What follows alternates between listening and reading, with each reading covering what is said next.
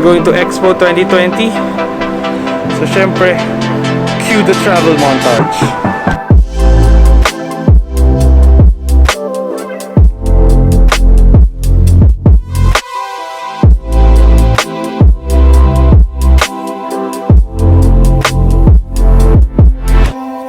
But first, what is Expo? Let's find out! Expo, or specifically the World Expo, is an international exhibition that is done every 5 years. In these exhibitions, the idea behind is to showcase our advancements as a society and our goals for the future. It is held by a host country, which is determined through bidding, and this country is tasked to provide a hub for social awareness and cultural exchange. The host country also pitches a general theme, where all the participating nations tie the designs and concepts of their exhibitions to. Examples of the previous expos and their themes are the 2010 Shanghai Expo with the theme of Better City, Better Life, and the 2015 Milan Expo, Feeding the Planet, Energy for Life. This latest one, the Dubai Expo 2020, has a theme of connecting minds, creating the future. Okay, but why does it cost so much? Specifically, $7 billion. Well, for starters, the whole venue is 438 hectares. And that's bigger than our country's top business districts combined, BGC, Ortigas, and Makati's Bel Air. The venue is that big because it's actually the first time that all participating countries are given an area to have their own pavilion. That's a total of 192 countries having their own space to showcase whatever they want. Some countries opt to share their history or what they're known for, while others share innovations that their country wants to share to the world. These structures are called pavilions. And aside from the country pavilions, there are also other kinds, like pavilions built by different partners or sponsors, by different organizations, and by the expo themselves. And it's Dubai, so it's a given that they'll go over the top with everything. We have to remember that this is a country that wants to have the best of everything. So you can imagine how grand the expo is. Okay, now back to the Dubai Expo. Again, the theme is connecting minds, creating the future. This is the map of Expo 2020. And it's actually divided into 3 main districts: opportunity, sustainability, and mobility. The opportunity district focuses on the fact that even just one person has the ability to unlock opportunities for the other 8 billion people in this world. Most countries that are in this district explore possibilities for change, from the smallest handcrafted solutions up to the more advanced AI-based approaches. The sustainability district, on the other hand, is quite straightforward. This district mostly focuses on how we can take a sustainable path for our future. Pavilions here focuses on getting everyone on board to participate in global actions towards taking care of our planet. Some also shared advanced technologies that we currently have to help with our global sustainability missions. And lastly, the mobility district. This district has one unifying theme: connections. This is the area of the expo that focuses on the other goal of what a World Expo must bring: a hub for cultural exchange. Personally, this is my favorite district because some countries here are just focused on putting their culture out there for people to appreciate. But it doesn't shy away from the general advanced and innovative ways for mobility. From innovations concerning physical mobility to how we currently connect with each other across the globe in the digital age. Okay, now it's time to explore. So we're here nasa Al Wasl Dome, which is basically yung entrance. So when you go in the Expo 2020, this is where everything converges, the different districts, opportunity, sustainability, mobility. You start here and then you go to left or right into different districts. And when you're done, you go back here to go to a different district. Actually, yung logo ng Expo 2020, it's the top view of the Al Wasl Dome. So if you can see, ito yung logo. Okay, ilalagay ko lang. Okay. Hinarap mo ba yung logo? Our first stop is the pavilion of the host country, the United Arab Emirates.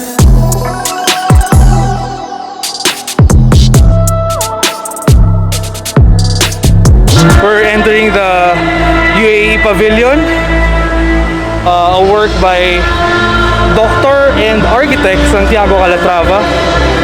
Medyo chills kasi one of the greatest in our field. and I'm here stepping inside of one of his works. I don't know if you guys can hear me, pero on this part, kaya siya ma-water kasi this is a replica of their irrigation system na like from yung mga oasis part, tapos like they transfer it to sa parang city center nila.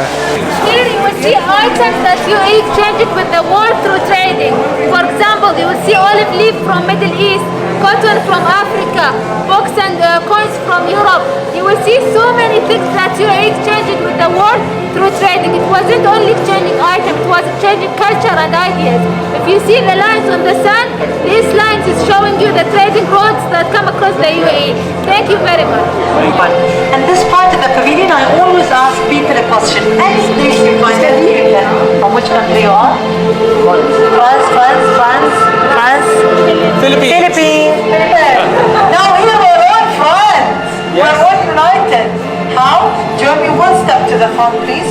Now here, colors will get connected, music will go on. We're gonna smell a special Arabian fragrance. We're gonna be united and connected as our founding father wants, Sheikh Zayed bin Salman Al Nahyan. Are you ready to unite, guys? Yes! Yes! Let us all walk in a circle.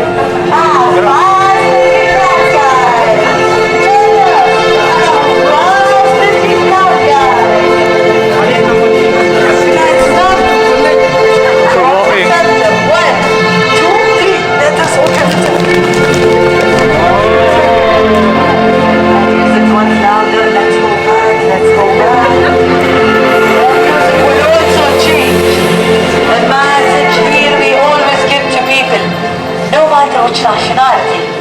No matter distance between us, we're all united and connected and stronger together as our founding father wants. Sheikh Zayed, thank you so much.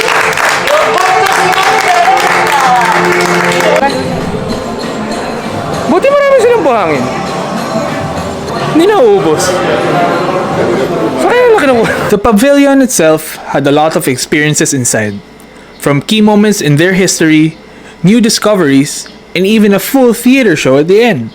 And of course, I grabbed the chance to have photos taken inside of Calatrava's masterpiece. As we headed towards the exit, I immediately looked for where I could get my UAE Pavilion stamp.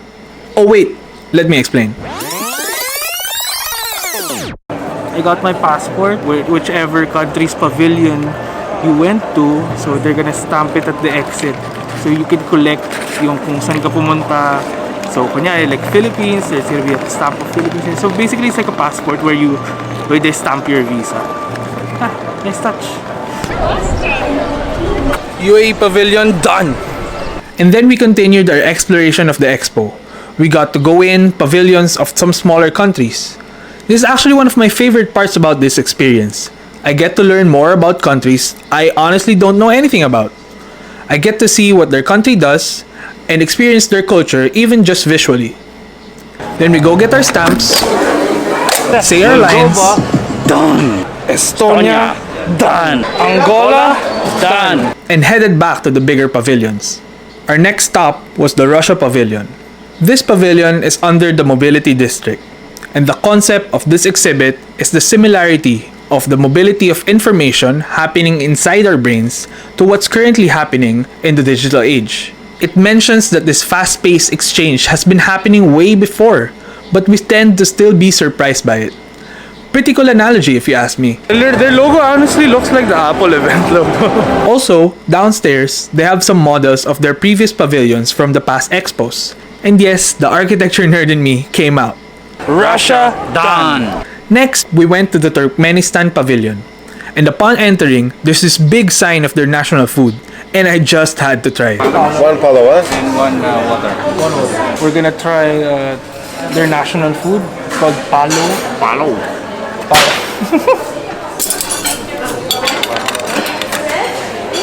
First bite.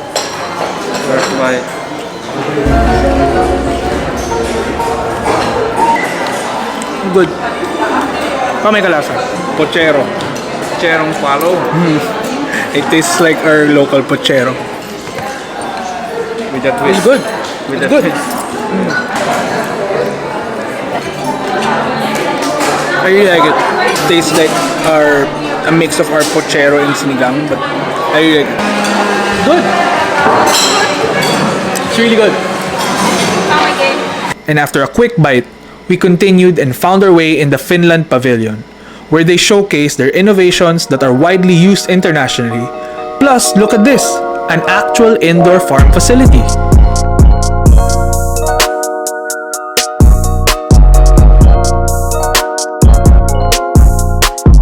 And then we made our way to one of the most hyped pavilions in the expo. The line was quite long, but luckily we have smart queues, which are basically like fast passes, like in Disneyland. So you can select up to 10 pavilions per visit. So one of our smart queue passes, we placed it in the Italy pavilion. Yeah, we're here, in front of the line.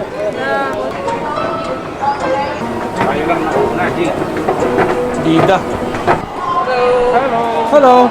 Okay, just we'll wait a few seconds more for rest of room. No problem. Yeah, it's a shadow, not sound. Yeah. And wait here. We can wait here if you minutes. give us two, each of one with Maserati shirt. Ah, sure. I want that too. It's $1,700. I am Alessandro. I'm gonna be your personal guide throughout the visit of the pavilion. Don't worry, it's gonna last 10-15 minutes, so I try to keep it short, keep it fun, and to give you all the most important details that you might need to understand what we want to convey. One theme of our expo and our exhibition, our pavilion, it is sustainability, and that's why we have chosen to have an open pavilion to welcome the air and the light from the outside. So this is making our pavilion saving more energy and thus more sustainable. And plus it is made with these nautical ropes, 70 kilometers of them, that together with upside down boat house that we use for the ceiling, and this nautical map of the 16th century, it is reminding us about the idea of the travel, the exploration, especially by sea, typical of Italian populations throughout centuries. And we are now headed towards the highest point for visitors of our pavilion. And something more that I forgot to tell you about these nautical ropes is that they're made with recycled plastic. This is an interesting installation. It's telling us this a story, the idea of having a link, an important link between innovation and tradition, because we have a really innovative machine, extremely precise atomic clock by Italian company Leonardo, together with the same clock symbol of ancient technologies. And something interesting about this ramp is that we painted it using recycled materials coming from food waste. We use orange peel for the floor and coffee grounds for the sides. And now that we are going to go down again towards the skyway, you're gonna see a series of numbers just on my back on those columns just behind me. This is not a normal sequence, it is the sequence of Fibonacci, and it is a sequence where every number is representing the result of the addition of the two numbers before. So this is a pattern that we find a lot in nature. It became a basic of mathematics, and it was discovered by this Italian mathematician. So let's see, maybe some of you have already noticed it. Coming down the ramp, there is a laboratory in the center of that pond just behind me, and that is the laboratory of the Italian company Tologri, which is responsible for these cultivations of microalgae that you can see in these ponds. The green one is spirulina, the red one is hematococcus. We can use them to make products such as food, fertilizers, and right here we have an example, paint.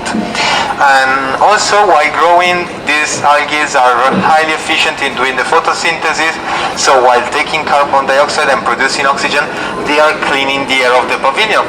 So, for example, the bubbles that you can see, it is air sucked from the kitchen of the restaurant down below, which is reaching carbon dioxide, and it is actually helping the algae to grow faster. So really innovative, really sustainable kind of cultivation by the Italian company Tologri. These sensors, biocompatible sensors by the Italian company Bioristor, part of the Council for National Research, which are measuring the health status of the cultivation so that we can be more responsible, more sustainable with the future production of food. We can dive a little bit in the past of our country. We do it with Italian traditional arts here inside of the Theater of Memory.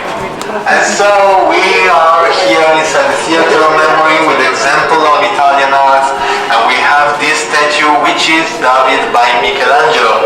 It is a really important statue in Italy, and this, of course, it's not the original, it is a copy that we brought from Italy. And why is this important? Because it is the first time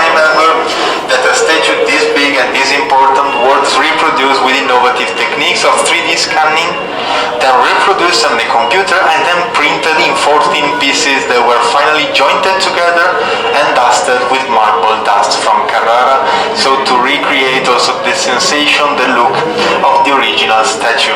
While on the side we have this mosaico. The mosaico is made with 2.5 million pieces of Murano glass that were instead handmade and hand-placed piece by piece, so that we have traditional techniques and innovative techniques all together here in this theater of memory, the conclusive part of our pavilion. And then, before letting you go, I want to tell you about the exit, which is gonna be through an immersive ramp. So it is a path covered in sound-absorbing panels and infused with perfume by Acqua di Parma to give you a moment of calm and relaxation after the stimulus of the visit. And then, even this ramp is gonna be interrupted by passage of trains by the Italian railway company to wish you a good continuation of the journey outside the pavilion. And so in the end, I thank you very much for listening, thank you very much for passing by, and I wish you a nice day. Bye bye, thank you. Thank you again. You're welcome. Italy, done! The Italy Pavilion was in fact packed with a lot of interesting things. But this next one is one of my favorites, the Israel Pavilion. It was a good reminder of why the World Expo exists and what's the purpose of this whole thing. Just listen. Challenge when you're looking for the right tone. Lucy, by the way, great meeting you. So, forget about the right tone, people. Follow the beat. There's a beat to this world, a rhythm, a pulse. Can you hear it? It comes from everywhere. From the east, from the west, Shamal, Nigeru. It is our beat marching together to the future. All of us together.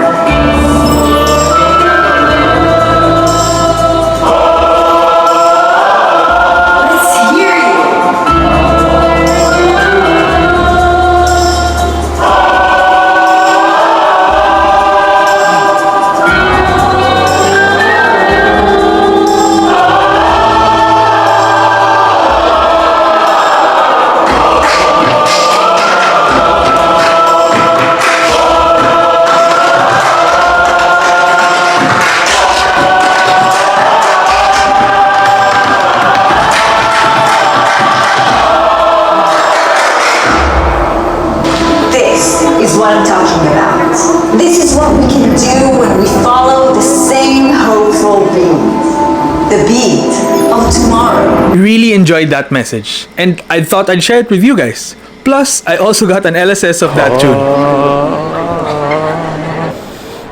I'm tired. Sakit na ng paa ako. But we're here, Philippine Pavilion. We have our own Bangkota by Buji Plus Royal.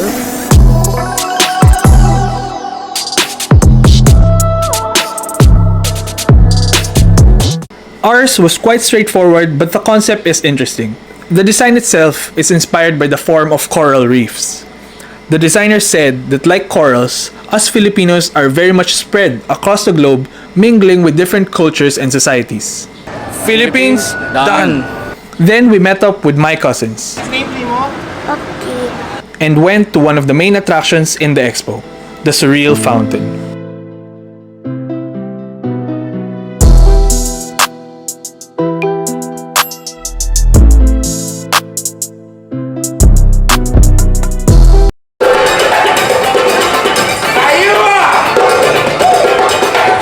We're walking to the place where we're gonna eat. We're gonna eat dinner here. Yeah, probably after that, we're gonna go home na. Ma, pagod ka na? Yes. Ako din eh. May kakain naman tayo, so uwi na tayo. Baka tulog tayo lahat sa metro. Our food was taking long, so we maximized our time by going to more small pavilions and trying out more stuff like this one. Wow. It's white honey? Yes. I like your camera. Thank you. Say hi. Hello.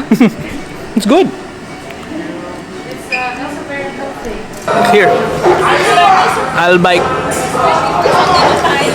Chicken nuggets. Oh. Garlic sauce.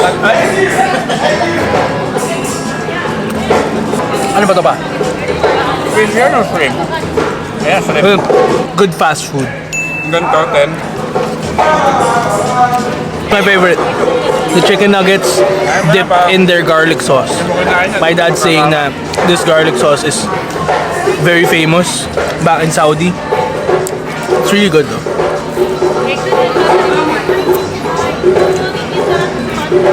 Chicken burger. Double bake. Double bake. Double, oh! Double pack.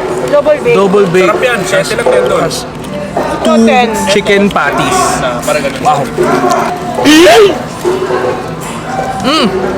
Sarap yun. Hop. Parehas pa. Good. We're just gonna finish eating and then we're gonna head home na and take a good rest. This is one tiring day. For now, that's the Expo vlog. Bye guys. Thanks again for watching. See you again soon.